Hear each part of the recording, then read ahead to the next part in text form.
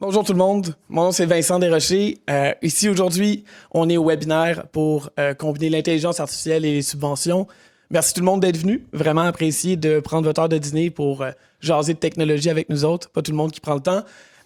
Donc, on a avec nous un invité très spécial qui est David de l'agence Baseline qui se spécialise en intelligence artificielle. Aujourd'hui, on va couvrir de un, c'est quoi l'intelligence artificielle et après ça, en deuxième partie aussi, c'est quoi les subventions qui peuvent s'y appliquer, comment est-ce qu'on peut les combiner ensemble pour la suite. Donc, ça va être un peu ça, l'ordre du jour, là, ça va être un peu de passer à travers, tu peux avancer d'une slide, ça va être de passer à travers toutes les différentes stratégie de comment est-ce qu'on peut implémenter l'intelligence artificielle dans votre entreprise. David a fait beaucoup de projets dans les dernières années concernant tout ça. Baseline, c'est un peu une des références là, par rapport à ces projets-là dans l'industrie. Donc, on est vraiment content de l'avoir avec nous. Donc, c'est un peu ça qu'on peut aller. Je vais te prendre le pointeur juste pour les prochaines slides. Merci beaucoup, David. Plaisir. Donc oui, Hello Darwin, Baseline. J'imagine que si vous êtes ici, vous savez déjà qui est Hello Darwin. Je nous représente sommairement. On est une entreprise qui aide les autres entreprises canadiennes, québécoises à faire des bonnes décisions d'affaires, autant au niveau des subventions que des niveaux des transformations numériques. Donc, trouver les bonnes solutions technologiques, trouver les bons partenaires, trouver les bonnes subventions pour les mettre en place. C'est vraiment ça qu'on vient faire au Québec avec les entreprises de notre beau pays. Puis là, aujourd'hui, on a David que je te laisse te présenter. Oui, mais merci. Nous, en fait, je représente Baseline. Je suis directeur général chez Baseline. Donc, nous, Baseline, ce qu'on fait, on accompagne les entreprises vers l'adoption de l'intelligence artificielle. Qu'est-ce que ça veut dire ça? Bien, on commence par regarder c'est quoi les opportunités de l'IA, on forme, on démystifie c'est quoi l'intelligence artificielle comme je fais aujourd'hui, puis ensuite on est dans la réalisation des mandats, que ce soit de notre côté ou en partenariat finalement avec l'équipe de développement de l'entreprise. On accompagne les PME principalement de toute taille. Donc, ce qui va nous intéresser, c'est vraiment dans l'innovation de l'intelligence artificielle qu'on va vouloir faire. Génial.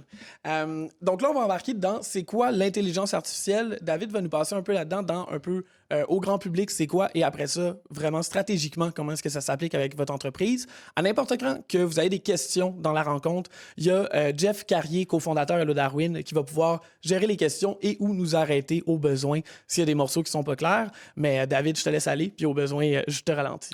Bien, merci.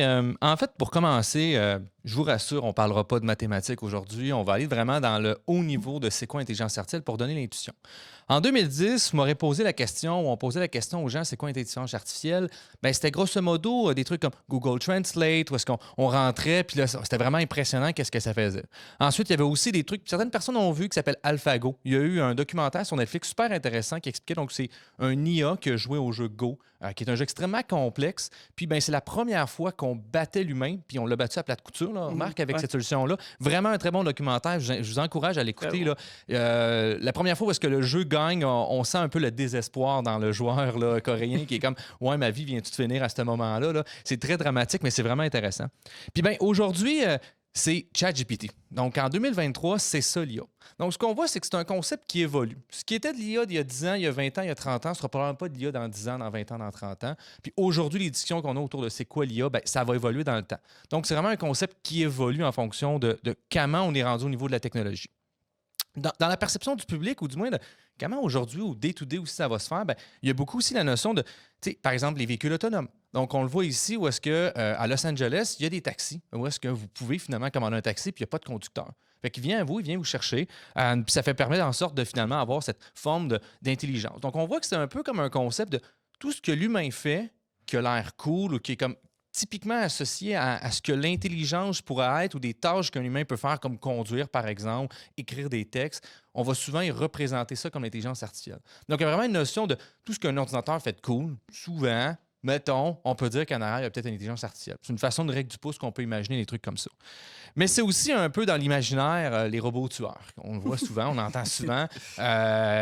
Transformer, Terminator, finalement, dans le film Terminator. Donc, il y a un peu de cette notion-là, fait qu'une certaine crainte, je pense qu'elle est justifiée. Mais ici, aujourd'hui, on va montrer que on est très loin d'atteindre ce genre de niveau-là. On peut avoir une IA qui est très bonne pour faire une tâche A, mais elle ne sera pas capable de conduire un auto. Après, mettons, ChatGPT, il ne peut pas conduire un auto. Un humain peut le faire. Donc, on est encore loin de la capacité de faire un ensemble de tâches qui est typiquement associé à l'humain, comme conduire, lire, écrire, parler, etc. Tout ça. Donc, on va embarquer un peu dans c'est quoi cette patence-là d'un système d'IA. Comme j'ai dit, on va y aller de manière quand même assez simple. Un exemple qu'on aime bien utiliser, c'est de trouver les règles pour différencier des photos de chat de photos de chien. Mettons qu'on voudrait développer une solution commerciale qui fait ça. On est très dans l'imaginaire ici. Puis on se dirait, OK, c'est cool, comment je peux différencier un chat d'un chien? Bon, la taille des oreilles, les moustaches, le poil, les couleurs, souvent vont être aussi différentes. La hauteur, la grosseur, les moustaches, le museau, les pattes, les griffes, etc. Donc on peut faire un ensemble de règles, finalement. Similaire à des je suis un robot, je ne suis pas un robot, la reconnaissance de ces images-là. C'est CAPTCHA, là, finalement. Ça, c'est un bon Exact. exemple aussi de se dire, il y a comme des règles associées à un truc. Mais moi, quand je vous ai montré cette photo-là, chat ou chien, ça a été instantané, vous avez vu faire la différence. Pour un système informatique, pas aussi évident à faire. Il faut tout imaginer les règles qui, pour nous, sont très intuitives, puis les définir pour être capable de dire vraiment qu'est-ce qui est un chat ou un chien. Donc, c'est une tâche qui est complexe à faire, qui n'est pas difficile, mais qui est complexe à faire. Puis là, si je rajoute d'autres cas, mettons un chien en toutou, un chat en toutou, des lumières sur le chien, sur le chat, dans un contexte dans le gazon où est-ce qu'on le voit moins bien avec un décor, les règles, on voit qu'ils commencent à être des fois plus difficiles à continuer à maintenir, puis il faut réussir à généraliser le problème. Puis là, si on se dirait, ajouter des photos de perroquets, des photos de chiens, des photos, excusez-moi, de cheval, bien là, on recommence encore la loupe, ce qui est quand même fastidieux puis qui est peut-être pas intéressant. Donc, ça veut dire que c'est un cas qui n'est pas intéressant à faire de développer un logiciel traditionnel. Donc, proprement parler, comment on entraîne un système d'IA pour faire ça? Là, je donne un exemple avec ce qu'on appelle de l'apprentissage supervisé. Donc, c'est-à-dire que l'humain va donner les réponses qui sont attendues dans le contexte. Ici, c'est quoi une photo de chat, c'est quoi une photo de chien? On commandait des humains d'identifier ces photos-là. On met ça dans une boîte machine noire, là, dans la matrice. Là. Puis là, elle va trouver c'est quoi ces règles-là qui permettraient d'arriver à la conclusion que c'est une photo de chat d'une photo de chien. Donc, ce ne sera pas des règles écrites comme nous, on est habitués. Mais ça va être une forme de règle si on veut que le système lui va faire du sens avec ça pour arriver à dire c'est un chat ou c'est un chien. Puis c'est donc une intervention manuelle quasiment à chaque fois, j'imagine aussi. En fait, c'est qu'on va lui donner des données, donc des photos, avec une étiquette, chat, chien, puis ensuite, le modèle va se servir de ça pour apprendre. Là, comment on arrive à ça? Ça prendrait de la maths, puis je pense pas que c'est l'objectif d'aujourd'hui, mais grosso modo, il va arriver à apprendre à dire OK, ça, c'est une photo de chien, ça, c'est une photo de chat, qu'est-ce qui m'a permis d'arriver à ça? Puis essayer de comprendre les règles, puis d'être capable de finalement arriver au résultat le plus souvent du temps par la suite. Puis le résultat de tout ça, c'est ça, un IA. Donc, la patente qui sort à la fin de cette machine-là, qui est capable par le suite de prendre d'autres photos de chats, d'autres photos de chiens que j'ai jamais vues, puis d'arriver à la conclusion que c'est un chat ou d'un chien adéquatement, c'est un système d'IA, finalement. Des décisions basées sur l'apprentissage. Exactement ça. Puis c'est qui fait l'apprentissage? L'humain, qui lui donne par des exemples. Donc, quand le système apprend, l'humain ne va pas lui dire non, c'est pas ça. Donc, on va juste lui donner un ensemble de données, puis on va lui avoir donné les étiquettes pour être capable de le faire. Ça, c'est une manière d'apprendre un système d'IA. Il y a d'autres manières de l'apprendre, mais ça, c'est une manière la plus simple à le représenter, disons. C'est ça. J'ai déjà plein d'autres questions, mais... Vas-y. Par rapport à l'apprentissage, justement, tu sais, c'est quoi les différentes façons qu'il peut avoir de l'apprentissage? Tu sais, j'imagine juste le cas d'une image chat, chien tout le temps, mais c'est quoi aussi d'autres applications que tu as déjà vues de... Par exemple, ChatGPT, c'est une dictée trouée qu'on appelle. Donc, en fait, on lui donne une séquence de mots, puis on connaît tout le texte. Donc, on prend un texte sur Internet, on enlève des mots aléatoirement à l'intérieur, puis on dit, c'est quoi le mot le plus probable qui pourrait être là? Par exemple, le chat boit du... C'est probablement plus lait ou eau que whisky. Donc, comme on connaît la réponse, on est capable de lui dire oui, c'était une bonne utilisation du mot ou non, ce n'était pas une bonne utilisation du mot en fonction du contexte, puis de jouer à travers ça. Puis là, on fait ça là, des centaines de millions de textes pour être capable, finalement, d'écrire une phrase.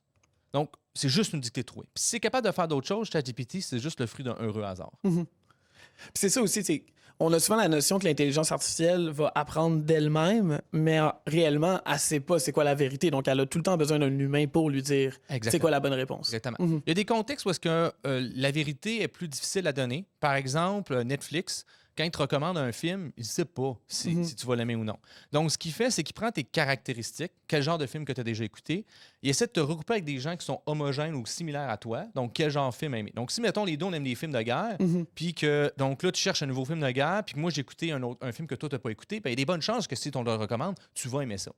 Donc, on sert plutôt des associations. Puis ça, ici, on n'a pas la bonne réponse, donc on appelle ça du non supervisé. Donc, ce n'est pas la bonne réponse, puis on va plutôt servir d'un proxy. Est-ce que l'humain a écouté le film? Oui, donc probablement qu'il aimait ça.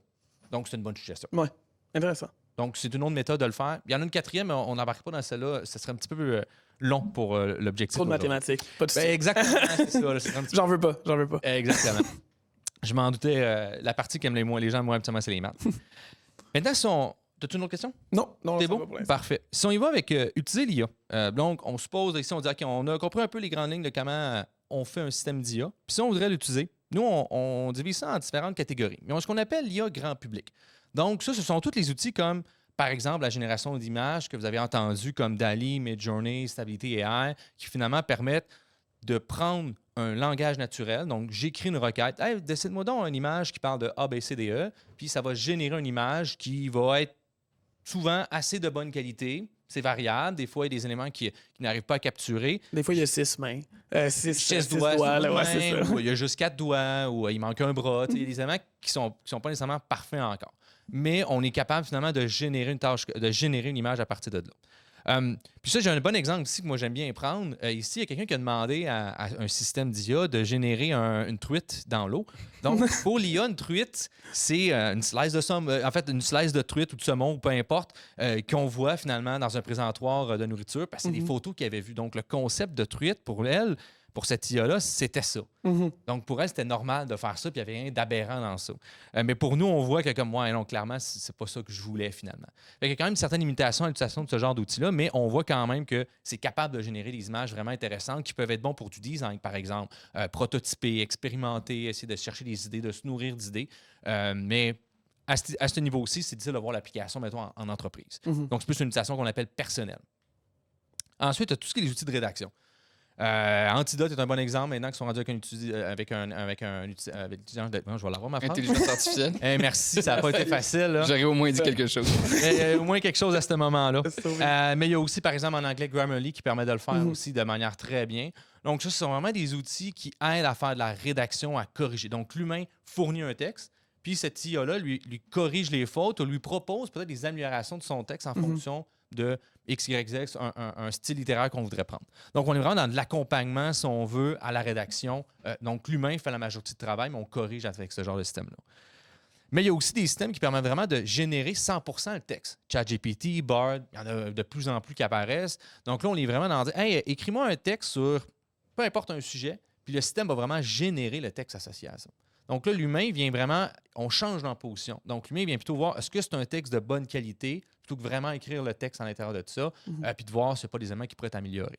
Donc, encore une fois, c'est une utilisation qui est actuellement beaucoup utilisée de manière vraiment individuelle. Donc, une personne qui va se servir de ça pour être capable d'écrire un courriel, par exemple. Être capable sinon, de s'écrire un profil Tinder, mettons, avec une thématique, d'écrire un profil qui pourrait décrire un style dating profile, mettons, le caveman style.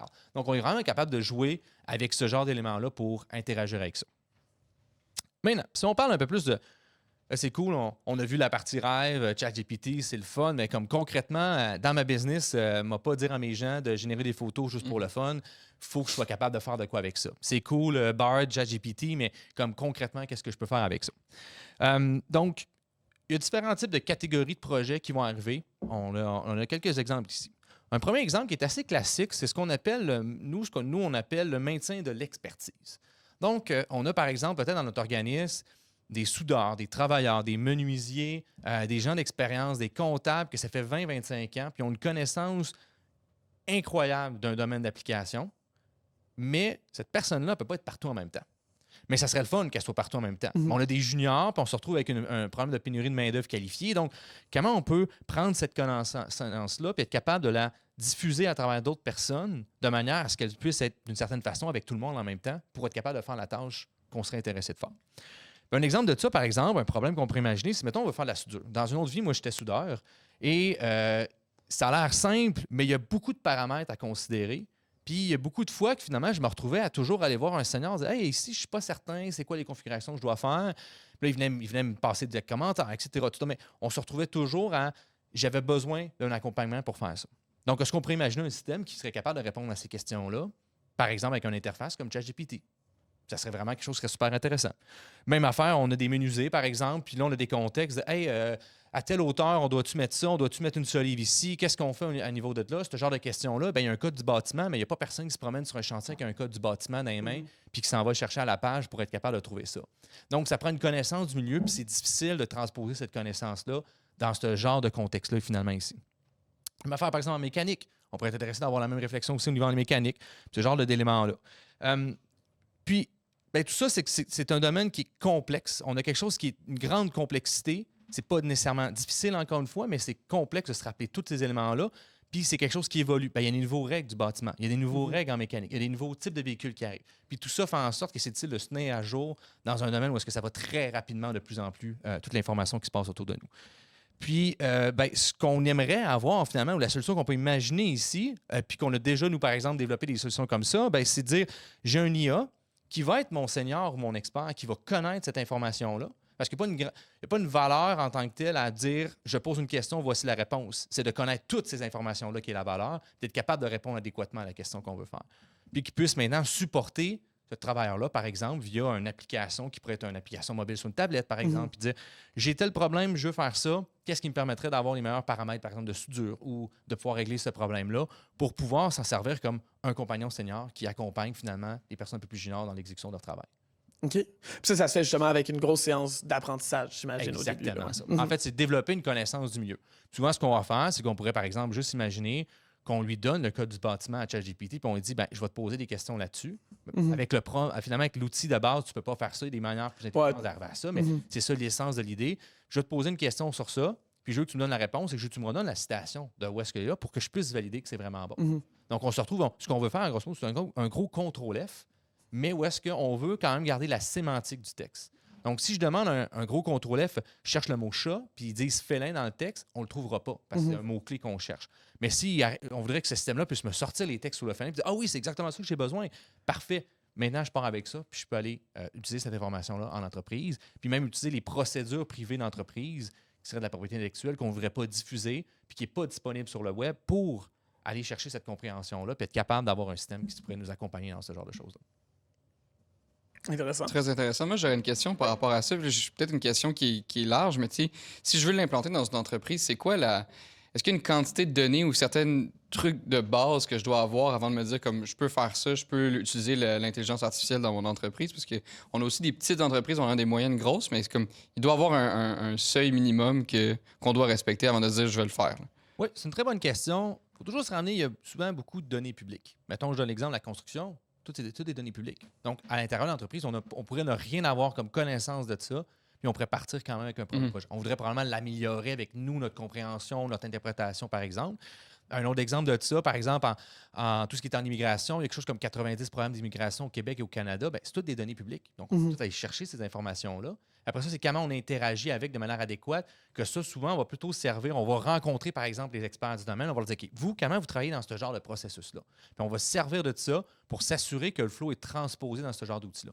Donc, à proprement parler, dans ce genre d'exemple-là, je n'ai pas de données spécifiques d'entraînement, mais je me sers la connaissance d'entreprise pour construire un outil qui va représenter la manière que les autres fonctionnent. Puis la base de connaissances, comme elle est publique, je suis capable de la prendre gratuitement puis de développer un outil qui se construit par-dessus ça. Mais il pourrait y avoir aussi des données internes, par exemple, un inventaire, des données internes, ou des fois, il y a vraiment beaucoup, souvent, de sources publiques qu'on peut se baser. Il y a beaucoup des solutions qu'on part avec les sources publiques gratuites, puis après ça, on construit là-dessus pour les prochaines étapes. Parce que souvent, des fois, ça peut faire 80 du travail pour 20 des efforts. Puis c'est suffisant pour qu'est-ce qu'on aurait comme cas d'application qu'on voudrait faire. Puis tu n'as sûrement plus que si tu regardais à l'interne, de toute façon. Exactement. Oui, Ça a du sens. super intéressant. D'autres questions? J'ai une question qui est de Ahmed qui nous demandait est-ce que si deux personnes posent la même question en duel, est-ce qu'ils vont avoir la même réponse tout le temps? Ça, c'est une très bonne question. Non. La réponse est ça dépend. Attends, je vais mettre un bémol. Là. Ça dépend du type de système. Si on parle d'un ChatGPT, non. Vous n'allez jamais avoir la même réponse. Dans certaines zones, vous allez à peu près obtenir les mêmes genres de réponses, mais vous n'allez pas spécifiquement exactement avoir la même réponse. Par contre, dans d'autres systèmes, mettons le système de classification d'un chat ou d'un chien, là, à chaque fois, on obtiendrait à peu près la même réponse ou encore plus souvent la même réponse. Mais tu pourrais juste changer, par exemple, 1 ou 2 pixels, puis là, tu pourrais obtenir une nouvelle réponse. Donc ça, il y a des genres de méthodes, finalement, pour utiliser ce genre de risque-là.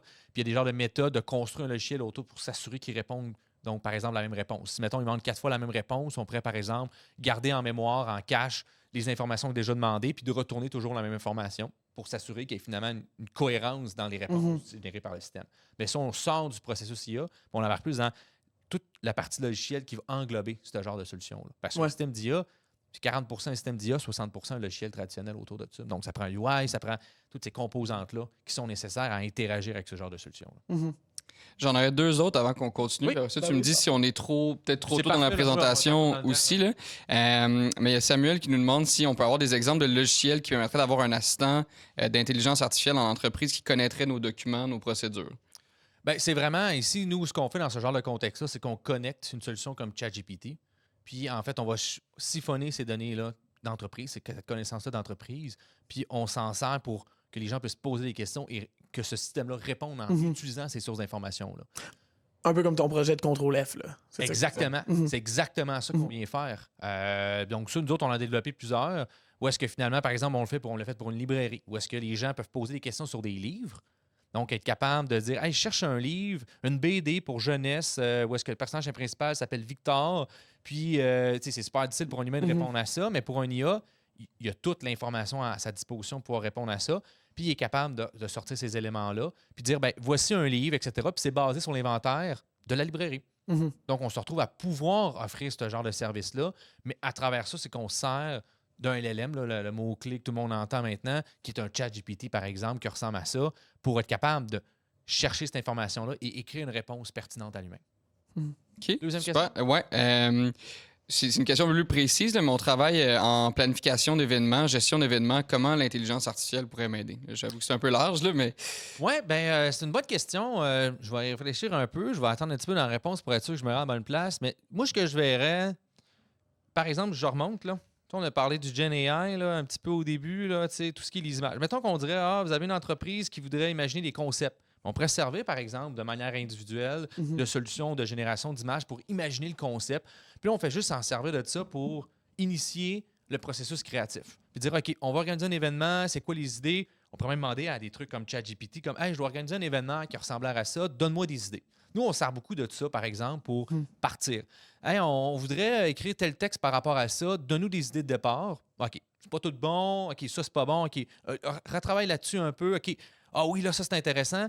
Comme si on fait un brainstorm, vraiment, de s'en servir comme un brainstorm. Mais là, au niveau de la planification de la logistique, ben pour moi, c'est plus vraiment, ça, c'est plus un logiciel traditionnel, un RP de gestion, finalement, de la logistique. Donc, il n'y aura pas de miracle à faire par-dessus ça. C'est plus probablement dans le processus créatif que je pense que ça pourrait être un outil intéressant. Puis le reste, c'est plus de l'automatisation traditionnelle qu'on pourrait se retrouver à faire, qui pourrait ou non utiliser des fonctionnalités d'IA. Mettons, on aurait 1000 factures qui sont générées de fournisseurs. Ben, on pourrait, par exemple, avoir une solution qui permet de prendre ces factures-là en PDF et les intégrer dans notre logiciel QuickBook, par exemple. Il y a des solutions commerciales déjà existantes pour ça, pour faciliter le processus. Puis c'est souvent quelque chose que je vois des fois, tu sais, je parle d'une entreprise qui me décrit qu'ils ont un projet en intelligence artificielle, puis quand on creuse un peu, on remarque que c'est peut-être plus un projet d'automatisation des processus simplement. Puis ça change pas grand-chose en bout de ligne, c'est vraiment juste la dénomination qu'on veut y donner. Ça change à quelle stratégie qu'on va employer, puis quelles subventions vont être disponibles. Mais oui, en effet, donc des fois, l'intelligence artificielle va souvent impliquer de l'automatisation de processus, mais l'automatisation va pas tout le temps impliquer Exactement ça. Ouais. C'est très bien résumé. Un carré est un rectangle est un carré. Là. C'est ça, là. Exactement. On n'a pas leur dire. Bien dit. J'avais dit qu'on allait parler un peu de maths, un peu quand même, finalement. Là. Pas trop, j'espère. Oui, ben justement, y a-tu d'autres questions? J'en ai d'autres, mais on va continuer. Je pense que ça on va en faire un va autre. aider à répondre aux questions que j'ai présentement. Par exemple, mettons, j'ai une ligne d'optimisation d'une ligne de finition de bois. Un exemple directement industriel. Donc, comment ça marche cette patente-là? Donc, à quelque part, il y a des scieries qui vont couper le bois, puis ben, le bois, il est humide.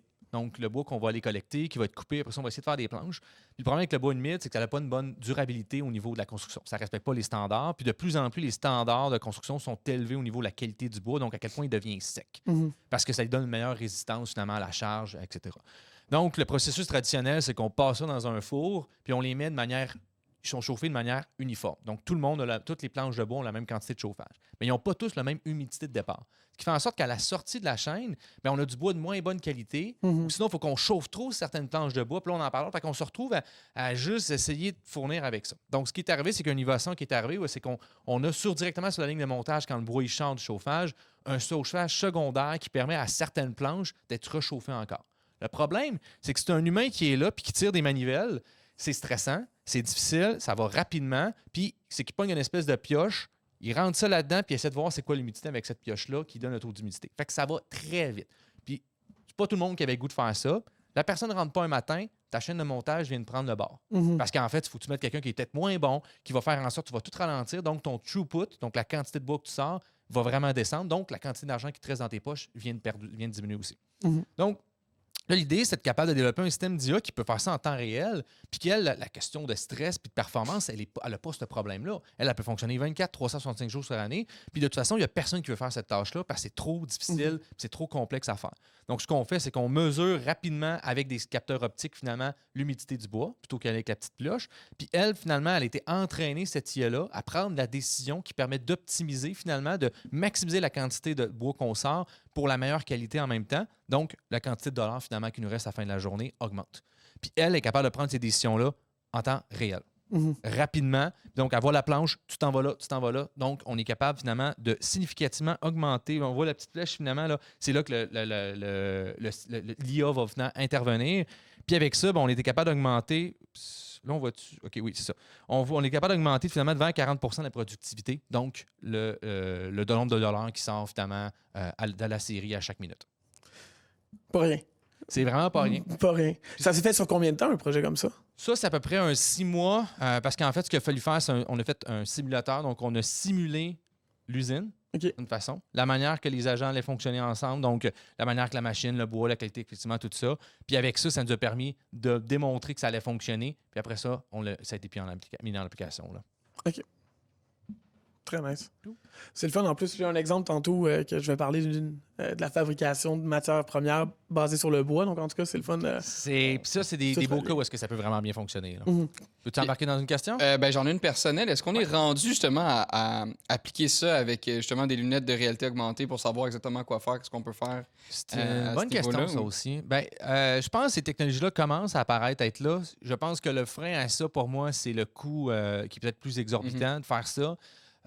Puis, je pense que ça va être une question de coût par rapport à juste dire, si je l'automatise à 100%, je suis cette personne-là que je mettrais là avec les lunettes qui pourrait être pertinente. Ailleurs, je pense qu'il y a beaucoup de questions à se poser pour ce genre de situation-là, mais c'est effectivement beaucoup de choses qui apparaissent. Par exemple, la formation avec la réalité augmentée qui pourrait permettre de voir en temps réel, d'avoir de l'IA impliqué là-dedans aussi. Il y a beaucoup de compagnies qui je me dis faire de l'assemblage, être sûr de prendre les bonnes pièces au bon moment pour tel projet. Là, Effectivement, ce sont vraiment des choses qui commencent à apparaître là, qui... Je pense qu'il y a une bonne partie que ce n'est pas nécessairement de l'intelligence artificielle, mais si par contre, on intègre un module qui recommande des actions à l'humain, donc, hey, ici, tu devrais faire A, B, C, D, E, là, on pourrait utiliser l'intelligence artificielle connectée à ce genre d'appareil-là, de réalité augmentée. Là. Puis il y a des contextes, c'est ça. Donc, tout ça pour dire oui, ça s'en vient. Là, il y a des places qui ont déjà commencé. Puis j'ai deux questions super intéressantes. J'en ai une de David qui demande est-ce qu'il y a des startups montréalaises en intelligence artificielle qui sont reliées au monde de la construction pour les aider justement en architecture, code du bâtiment, estimation? C'est une bonne question. À ma connaissance, là, je ne veux pas insulter s'il y a quelqu'un qui va nous écouter à un moment donné et qui dit moi, je suis une startup là-dedans. Il n'y en a pas encore beaucoup. Moi, les zones que j'ai vues, finalement, ce sont beaucoup, par exemple, il y a un RP qui spécialise, finalement, dans aider les petits entrepreneurs en construction, finalement, pour les aider à gérer leurs opérations, etc., la facturation, tout ça. Maintenant, je sais qu'il y a des gros joueurs, comme Pomerleau, par exemple, qui ont un centre de recherche qui tentent d'essayer d'aller chercher ça. C'est quelque chose qui est beaucoup... Parce que je pense qu'il y a un problème déjà, c'est qu'ils ont un retard numérique, ce qui fait en sorte qu'ils ont beaucoup de choses à rattraper, ils sont encore avec des bons papiers. Là. Fait que, avant de parler d'IA, tu vas leur parler de régler le papier. Mais c'est quelque chose qui va définitivement s'en venir d'après moi. Oui, puis de ce qu'on voit à l'interne, puis Vincent, corrige-moi si je me trompe, t'en vois sûrement plus que moi, mais on est plus rendu à la transformation numérique de ces pour la construction qu'ajouter de l'intelligence artificielle dans leur entreprise. Exactement. Puis encore là, des fois, ça revient un peu à cette misconception-là, pardonnez mon français, là, de c'est de l'intelligence artificielle, mais réalistiquement, c'est peut-être plus l'automatisation des processus. Puis ça a bien du sens aussi. Dans tous les cas, ça revient à des augmentations similaires. On veut augmenter la productivité, puis ça permet de mettre plus d'énergie à des moments plus rentables de votre entreprise. Donc, en effet, ça vient tout toucher les mêmes aspects. Là, Exact. Par contre, des fois, le focus qu'il faut aller chercher, si, mettons, on dit, OK, moi, j'ai une grosse entreprise de construction, puis j'ai beaucoup de stock, puis mes gens, la manière qu'ils commandent mon stock, c'est qu'ils ont toujours peur d'en manquer, fait qu'on commande trop, il y a un coût finalement à immobiliser ce capital-là. Là, on pourrait mettre en place, par exemple, un système ERP, puis dans le système ERP, de s'assurer d'avoir un module qui permet de bien s'assurer qu'on a le bon inventaire pour la construction qui s'en vient. Puis donc là, on commence à peut-être pouvoir parler d'IA, dire de planifier mes chantiers qui s'en viennent, puis là, de commencer à avoir une connaissance qui se développe qui pourrait recommander un inventaire par la suite aux gens qui commandent pour s'assurer de réduire le coût d'immobilisation du capital lié à avoir 10 au lieu d'en avoir 10 en inventaire au lieu d'en avoir juste besoin de 5, par exemple. C'est ça. Donner l'apprentissage que, normalement, en juillet, quand on a tel genre de commande, tel genre d'inventaire, on sait qu'on n'a pas besoin d'en commander plus. C'est ça, exact. C'est ça. Cool, je vais y aller avec une autre, puis après ça, je vais vous laisser continuer, mais je trouve la question super intéressante de Jonathan, merci. Connecter son système interne sur ChatGPT, ça signifie qu'on partage ses données avec OpenAI, avec Microsoft. Est-ce qu'il y a des AI qu'on peut installer en local pour éviter de partager ces données-là et rendre ça confidentiel? Il y en a beaucoup en open source, là, les bras de droit. Ils ont des niveaux de performance différents en fonction de ça. Il y a des benchmarks, là, finalement, des leaderboards, encore en anglais, mais je cherche le mot en français, j'arrive pas à le faire. Des classements, merci. Des classements qui permettent de dire, voici pour ce genre de tâches-là. C'est le genre de choses qu'on peut aider les gens d'autres à naviguer à travers ça, dire qu'est-ce qui serait le mieux pour faire ça. Ils peuvent fonctionner local, puis maintenant, de plus en plus, il y a des options où est-ce que vous pouvez payer à l'utilisation, par exemple avec un service info nuagé comme AWS qui permet de dire, OK, j'ai demandé tant de questions, on va dire, mettons comme ça me coûte tant de cents, donc après ça, finalement, on paye pour ça. Donc, c'est une approche qui est similaire à ce que ChatGPT propose, mais on respecte la loi 25, la protection des données, etc., tout ça qui permet de faire en sorte de faire ça. Donc, je donne l'exemple de ChatGPT, mais souvent, on ne va pas se connecter sur ce genre de solution-là parce que ça représente effectivement un risque de partage d'informations confidentielles. Là. Très bonne cool. Ça se fait. Merci. Ça fonctionne même sur un laptop. Il y en a qui peuvent fonctionner sur nos laptops qu'on a ici, là, faire fonctionner ça. OK. Ce genre de système-là. Oh, je vous laisse continuer, messieurs. Parfait. As-tu une autre question avant qu'on commence? Ça va, je te laisse aller. Cool. Gestion d'actifs routiers. Un exemple assez réel, on voit des nids de poules partout, nous autres. On se dit, me semble, ça va pas être si difficile de savoir où est-ce qu'ils sont puis de les trouver. Le problème, c'est qu'il faut s'imaginer, se mettre en contexte, une superficie qui est immense de territoire à couvrir.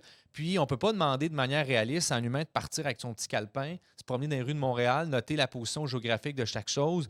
Puis, comment on collige toute cette information-là, c'est très difficile à organiser, à coordonner. Puis, à un moment donné, on aura beau essayer de mettre tout le temps des nouvelles personnes à faire ce genre de tâches-là, bien, le territoire est constamment à surveiller. Donc, c'est constamment, il faut le refaire et le refaire et le refaire. Donc, ça devient difficile. Puis après ça, si on se dit, OK, mettons, on prend des photos de ces nids de poules-là, bien, dans la photo, est où l'information? T'sais, on dit, OK, y est-tu là le nid de poule? Ou si, par exemple, on veut surveiller les panneaux d'arrêt. Il y a des villes qui sont comme, hey, on ne sait pas combien qu'on a de panneaux d'arrêt sur nos routes, puis on voudrait les changer ou il y en a qui sont-tu brisés?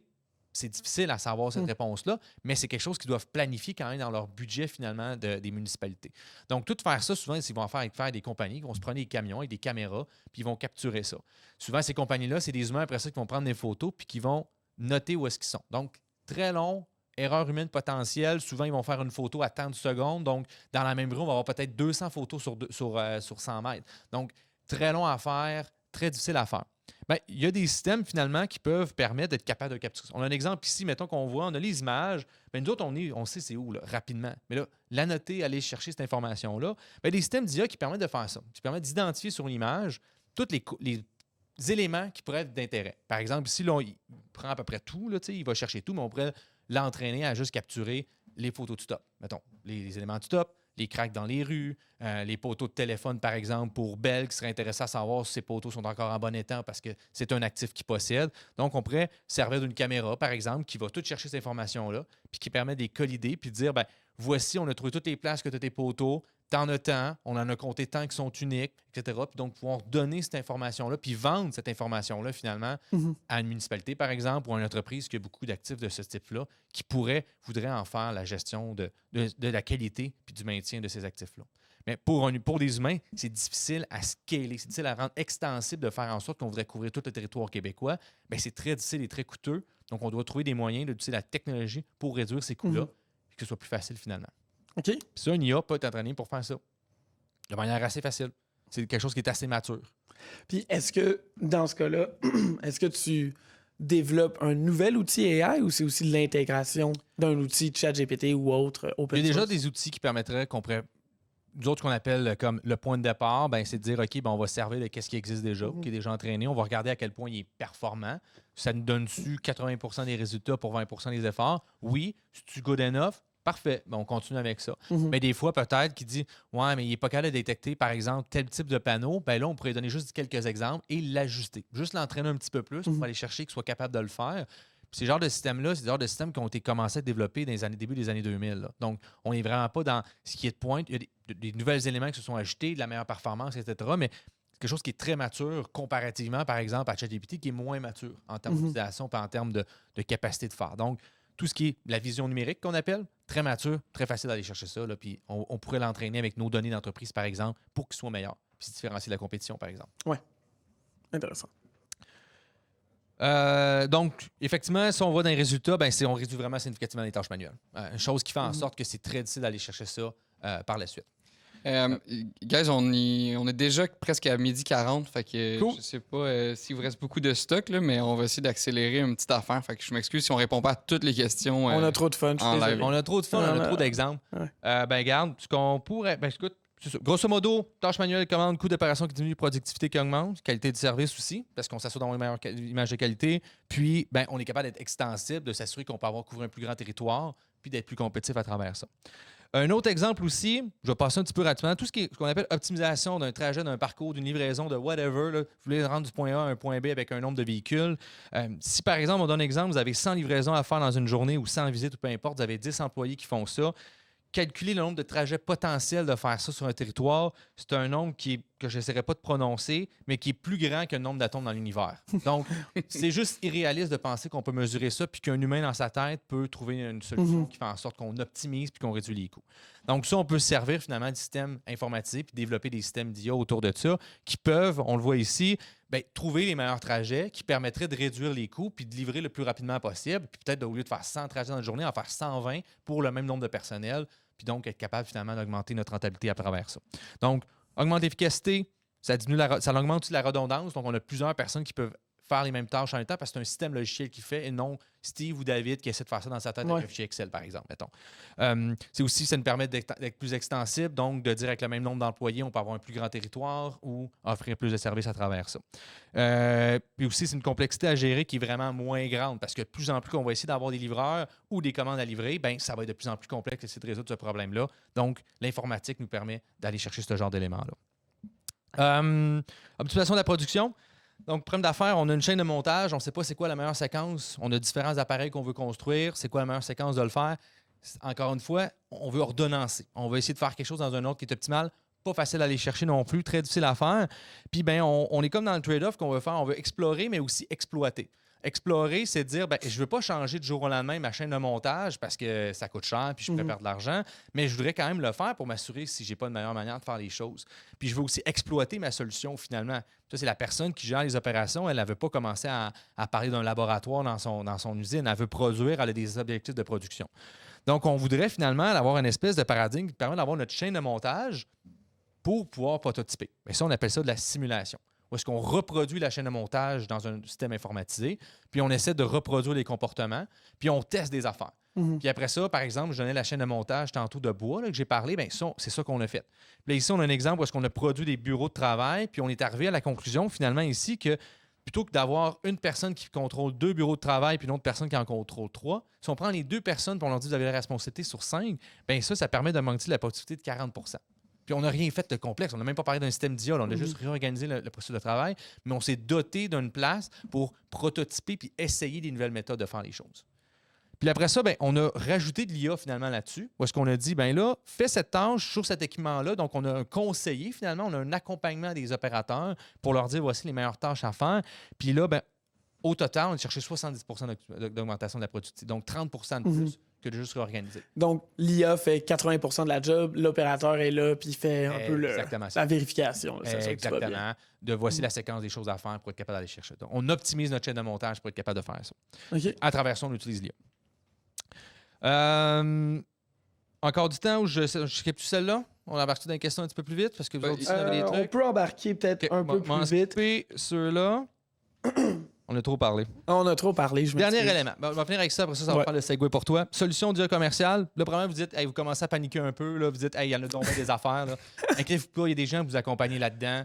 On en a autour de la table ici des gens. Puis, il y a des solutions des fois aussi que c'est juste, vous mettez votre carte de crédit, puis ça s'intègre dans votre environnement, ça va être good enough. Par exemple, scanner des factures pour les rentrer dans votre logiciel comptable, il y a des solutions commerciales pour ça. Essayez pas de réinventer la roue. Prenez ça vous coûte je sais pas combien par mois, puis allez-y avec ça, puis ça va déjà automatiser votre processus, vous avez beaucoup de factures. Vous avez aussi des solutions, mettons, pour la prise de notes de rencontre. Il y a des solutions commerciales. Ça a sauvé ma vie, ça. Ça a sauvé ma vie. Et c'est génial. Fait que, tu sais, essayez pas de partir, de dire dans votre business, d'aller faire votre propre erreur. Mais ça se peut que ça ne réglera pas tous les cas dans votre entreprise, mais ça peut faire une bonne partie du travail et permettre d'aller chercher ça. Puis donc, le point, c'est justement, il y a de la place qu'il y a d'innovation, puis il y a de la place qu'il n'y a pas d'innovation. Puis comment on voudrait financer ça? Ça, très belle passe. Très, très, très belle passe. Donc, c'est ça, tu sais, on a beaucoup de projets en intelligence artificielle, plusieurs façons de l'intégrer à son entreprise. Ça va vraiment être beaucoup du cas par cas, mais il y a différentes façons, tu sais, en effet, qui vont se regrouper sur comment est-ce qu'on peut l'optimiser, tu sais, à travers les exemples que tu nous donnes. Les subventions, il y a des subventions qui vont viser l'intelligence artificielle, le développement d'intelligence artificielle, puis l'intégration de tout ça dans votre entreprise. Il y a d'autres subventions qui viennent améliorer qui viennent subventionner l'amélioration de la productivité de l'entreprise, la recherche et développement technologique. Ce qui, ça aussi, comme on a parlé, vient beaucoup toucher à l'intelligence artificielle. Si on parle d'automatisation des processus, l'intelligence artificielle est pas trop loin. Donc, il y a souvent des cas où est-ce que différentes subventions vont s'appliquer autant à l'intelligence artificielle que l'automatisation des processus et même les deux. Donc, dans les premiers exemples, puis je vais passer à travers quand même brièvement parce qu'il y a plusieurs programmes qui vont pouvoir être éligibles. Scale AI, ça, c'est une subvention pour vraiment améliorer les chaînes d'approvisionnement, comme justement un peu l'exemple que tu as parlé avec, c'est ça, avec la finition de bois. Que ça, justement, c'est pour améliorer la productivité des entreprises qui font de la production puis qui veulent justement optimiser leurs opérations.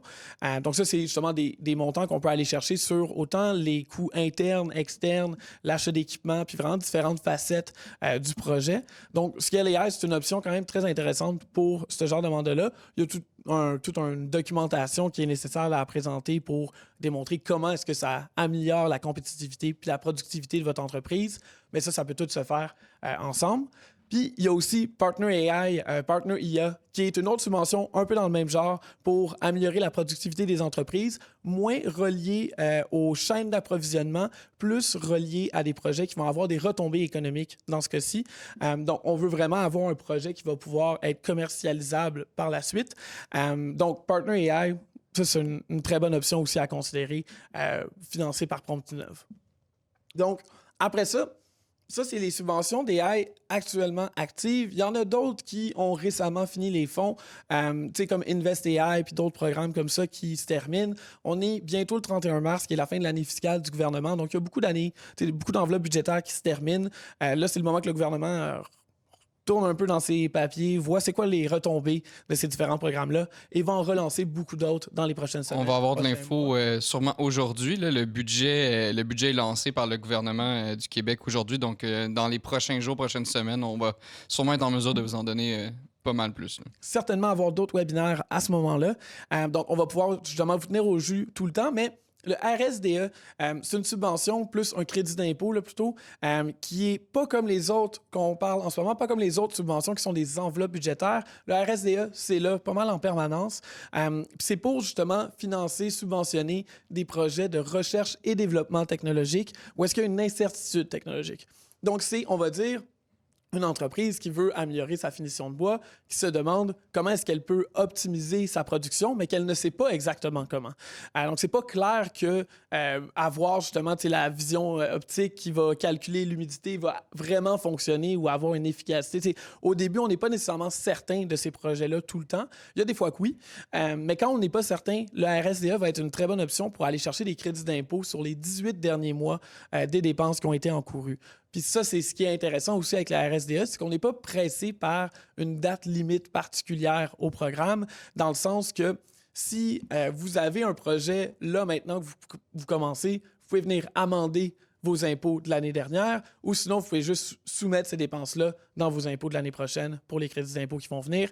Donc, il y a moins de stress par rapport à ces demandes-là. C'est des demandes beaucoup plus complexes que d'autres programmes. Donc, il faut faire un peu toute la documentation nécessaire qui est reliée, mais il y a beaucoup de retombées, puis c'est un des plus fiables dans ces programmes-là. Donc, la RSDE, puis sinon, il y a aussi le pari, que ça, c'est aussi de la recherche et développement technologique, mais plus dans l'optique de la commercialisation commercialisation, encore là. La recherche et développement, le RSDE, ça, c'est par rapport à l'incertitude technologique. Le pari, c'est vraiment avec, on a une solution qu'on veut commercialiser, puis on sait qu'il va y avoir des retombées dans les prochains 12 à 24 mois. T'sais, on veut vraiment qu'il y ait de quoi de commercialisable dans les prochaines 2 années qui suivent le début du projet. Donc, le pari, ça va plus être par rapport à ce type de projet-là. Paris et RSDE vont souvent se piler sur les pieds l'un et l'autre dans le sens qu'on ne peut pas subventionner toutes les dépenses aux deux endroits, contrairement à d'autres programmes d'aide financière que des fois on peut le faire. Là, à ce moment-là, c'est plus un travail de se dire, est-ce que mon projet correspond plus au Paris ou à RSDE, surtout pour savoir le RSDE, est-ce qu'il va me subventionner plus de mon projet ou est-ce que ça va plus être le Paris? Puis après ça, on peut faire une décision de comment est-ce qu'on s'enligne, quelle demande qu'on doit faire. Encore là, après ça, le CDAE, ça, c'est les crédits d'impôt pour le développement économique, des affaires économiques. C'est pour les entreprises plus du secteur des logiciels, des TI, de l'informatique. Je la couvre brièvement. Je sais qu'il y a beaucoup d'entreprises dans l'audience aujourd'hui qui en font partie, donc c'est tout le temps bien intéressant. Puis c'est un peu justement dans le même type que la RSDE pour des crédits d'impôt, mais c'est plus pour les entreprises qui font du développement technologique pour les aider dans leur développement, puis l'intégration, puis de la recherche et développement. Donc ça, je passe brièvement. Ça, c'était vraiment les subventions pour toute la recherche et développement, ce qu'on a mentionné. Il reste d'autres subventions pour mener à cette recherche et développement-là. Il y a la partie avant de développer son logiciel qui est de vraiment l'idéation de comment est-ce qu'on va s'y prendre, quelles sont les technologies qui existent, qu'est-ce que la compétition fait, quel partenaire peut m'aider dans ce projet-là. Ça, CanExpert Innovation, ça va pouvoir subventionner des dépenses pour créer des ententes de partenariat à l'étranger pour de la recherche et développement. Donc, c'est une très bonne façon d'amorcer un projet de ce genre-là quand on n'a pas déjà une idée avec qui on veut travailler, quelle solution on a besoin, puis qu'il y a encore une incertitude par rapport au projet. Donc, après ça, là, il y a beaucoup de programmes de subventions. Puis encore là, il y en a 1600 des subventions actives dans nos bases de données en ce moment au Canada. Et encore là, c'est le moment le plus glauque en subventions. Donc, c'est certain qu'il y en a d'autres des subventions que celles que je vais mentionner qui vont pouvoir s'appliquer aussi. Puis il y en a d'autres qui vont sortir aussi dans les prochaines semaines, prochains mois. Mais un exemple qu'on pourrait voir, justement, une entreprise manufacturière qui, on va dire, a un problème de production, puis qu'eux autres, ils sont à pleine capacité en ce moment parce qu'ils ont un employé qui est pris dans la ligne de finition de bois, puis qui n'arrive pas à, justement, avoir plus de capacité par rapport à ça. Ils veulent intégrer l'intelligence artificielle dans leur entreprise. Ils ne savent pas par où commencer. Ils n'ont pas un partenaire. Ils n'ont pas l'idée encore pour leur projet. Comment est-ce qu'ils devraient s'y prendre? Quelles subventions est-ce qu'ils devraient appliquer pour leur initiative? Ça va aller de 3 phases différentes. Puis encore là, justement, il y a des gens qui sont déjà directement à la recherche et développement parce que l'idéation a déjà été faite de leur côté. Mais les différentes parties, ça va être de commencer avec l'idéation, de comprendre c'est quoi mon défi technologique? Qu'est-ce que je dois faire pour le régler? Qu'est-ce que la compétition fait? Quelles sont les options qui existent déjà sur le marché? Puis après ça, c'est de trouver justement des partenaires pour la recherche et développement. Donc là, le CanExpert Innovation va nous aider à trouver quelqu'un pour la recherche et développement. Et après ça, on va faire la recherche et développement, qui est vraiment la plus grosse phase du projet, puis la plus importante là, dans tout ça. Où est-ce que justement, c'est d'utiliser des subventions comme la RSDE ou comme Scale et InvestAI pour subventionner les dépenses internes, autant les salaires des employés qui travaillent sur le projet, externes, les superbes agences qui viennent travailler sur le projet, autant que des frais de licence, d'achat d'équipement, toutes vraiment les dépenses par rapport à ce projet-là qui incluent soit de l'incertitude technologique et ou de l'intégration d'intelligence artificielle va pouvoir rentrer là-dedans. Puis après ça, le travail, c'est surtout de se dire, est-ce que mon projet inclut une incertitude technologique pour tout le mandat ou est-ce que c'est juste une portion? Parce que là, ça va juste être RSDE qui subventionne cette partie-là, mais tout le reste du projet doit être subventionné d'une autre façon avec d'autres programmes. Donc, c'est là que Scale AI pourrait justement rentrer en ligne de compte. Par la suite, on a une nouvelle entreprise qui est prête à justement prendre plus de contrats, qui est plus productive, qui peut maintenant justement reprendre sa croissance. On embarque donc évidemment dans une étape plus de commercialisation. Donc là, il y a 2 avenues que les entreprises vont souvent prendre, qui serait soit de prendre justement un CanExpert PME pour aller commercialiser des marchés à l'international. Ça, c'est une subvention de 50 000 $ pour subventionner du développement de marché. Ou sinon, même Novascience, que ça serait de l'autre côté, plus engager quelqu'un en ressources humaines pour supporter votre transformation numérique, supporter la recherche et développement qui va suivre. C'est tout aussi des choses qui sont possibles. Puis là, souvent, les montants subventionnés qu'on va voir, ça va être du 30 à 50 % sur des projets de ce genre de montant-là là, qu'on peut aller chercher, dépendant de quel programme, quel projet que vous avez en place. Une petite gorgée d'eau, pardonnez-moi. Donc, c'est un peu un crash course de quelles subventions seraient disponibles pour un projet en intelligence artificielle. Après ça, il y en a beaucoup d'autres. Je suis allé quand même un peu rapidement. Je sais que tout le monde veut aller dîner ou en tout cas veut revaquer à ses occupations, c'est certain. Jeff, est-ce que tu avais des questions que tu penses J'en ai quelques-unes, oui. Puis ça va être beaucoup dans... J'en ai dans le AI puis j'en ai dans les subventions. Là, mais la première qui nous a été posée tout à l'heure, là, fait que je m'excuse pour le délai, c'est que je gère une agence de médias sociaux. Fait que sociaux. Ça, je trouve ça super intéressant parce qu'on a beaucoup d'agences sur la plateforme puis je pense qu'on en a beaucoup qui nous écoutent aujourd'hui. On fait des publications en vertu de normes graphiques. Tout est fait à la main. Est-ce que je peux utiliser l'intelligence artificielle pour générer des publications à partir de photos et d'objectifs visés, comme remercier des employés, des choses comme ça? Bien, définitivement, comme je donnais comme exemple tantôt, là, ça peut être une manière de penser un design ou de du moins commencer au début. Après ça, l'affaire, c'est qu'il faut être conscient, comme on donnait comme exemple, ça se peut qu'il y ait 4 doigts sur l'image au lieu de 5. Fait il y a des éléments comme ça. Fait que si tu as un processus qui est complet et parfait, probablement pas. Donc, premier jour 1, ce serait de jouez avec, essayez-le une fois, dites-vous, garde, puis voyez-le comme un stagiaire ou une stagiaire. Fait que vous pouvez faire les tâches, mais il faut quand même la superviser, cette personne-là. Vous ne pouvez pas juste dire oui, il va faire ça, ciao, bye, merci, bonsoir, puis on s'assure. Il y a un contrôle de qualité à faire. Fait que servez-vous comme ça dans ce modèle-là, regardez si ça fit à ce que vous voulez faire. Si vous dites ouais, non, c'est pas de bonne qualité, c'est pas encore là, puis c'est à vous de voir après ça en tant qu'entreprise. Il faut de l'apprentissage. Exactement, c'est ça. C'est ça que j'ai appris. Cool. Question rapide. Je pense que tu en as nommé tout à l'heure, mais on a encore la question, c'est quoi les noms des AI qu'on peut utiliser localement? Ben, Llama est un très bon exemple. Je ne les ai pas nommés, mais Llama est un bon exemple. Llama qui fonctionne. Sinon, juste slider dans mes DM, puis je vais vous donner ça. Ça va être probablement être mieux que les donner comme ça. Puis sinon, on a André, qui est un travailleur autonome qui porte plusieurs chapeaux. Puis là, tantôt, tu parlais d'outils. Je pense qu'il y avait le Dex Receive Scanner pour comme, utiliser les AI. C'est comme quel genre de AI il pourrait utiliser dans son entreprise vu que lui est plus petite. Fait que je pense à la prise de notes, photos. Est-ce qu'il y en a d'autres? C'est pas mal. Pour eux, c'est deux très bons exemples. Tout ce qui est dans sa gestion comptable, de tout aller une solution vers QuickBooks qui prend pas de l'AI, mais qui au moins permet d'automatiser des tâches. Puis après ça, dire, ben, y a-tu moyen d'intégrer des éléments? Puis là, tout ça, on est plus dans de l'intégration, mais il n'y aura pas une solution magique d'IA qui va tout connecter ça ensemble. Puis pour vrai, moi, la meilleure que je peux commander, si vous cherchez une application, allez sur un site qui s'appelle GetApp, qui est canadien, qui permet de regarder des applications qui existent puis de les comparer entre elles. Meilleure place. Moi, quand je me pose une question, j'ai un problème, première chose que je me dis, c'est y a-t-il un logiciel, soit qui est gratuit ou un fichier Excel à quelque part, je peux copier-coller puis faire la job puis j'ai pas besoin de le faire. Premier réflexe que j'ai tout le temps. Sinon, un autre bon réflexe, c'est taper le besoin que vous avez, logiciel, intelligence artificielle. Bonne chance à t'en trouver. Google, bonne chance. Après ça, tester, voir s'il y a de qualité ou non, puis à quel point ils ont dit de la bullshit ou non dans tout ça, mais tester, puis si ça marche pas, mettez ça aux poubelles, passez un prochain. Puis sinon, on a Thierry qui demande est-ce qu'on va faire un webinaire spécifiquement pour les subventions? Je vais laisser Vincent répondre, mais oui, on en a déjà fait, puis on va en faire d'autres. Certainement. On a déjà fait, on va en faire d'autres. Donc, on en fait justement régulièrement des webinaires de subventions, soit de manière plus sectorielle, comme on va dire intelligence artificielle ou industrie, retail, construction et autres.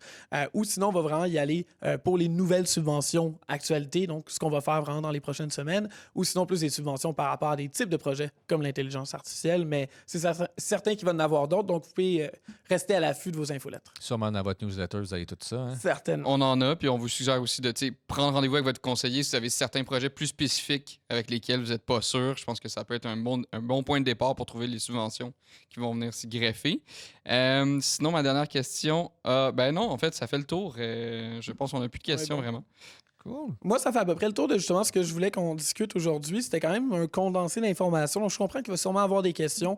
N'hésitez pas à nous écrire par la suite pour qu'on puisse vous aider à soit définir votre projet d'intelligence artificielle et ou définir ce qu'est votre projet technologique et quelles subventions peuvent s'y appliquer. Dans les deux cas, justement, on va pouvoir vous aider à trouver les bonnes solutions, les bons partenaires, les bonnes subventions pour mettre ça en application. Donc, on vous envoie toutes les informations et l'enregistrement de la rencontre dans une infolette très prochainement. Puis, on espère entendre parler de vous très bientôt. Puis, n'hésitez pas si vous avez des questions. Merci d'avoir participé au webinaire.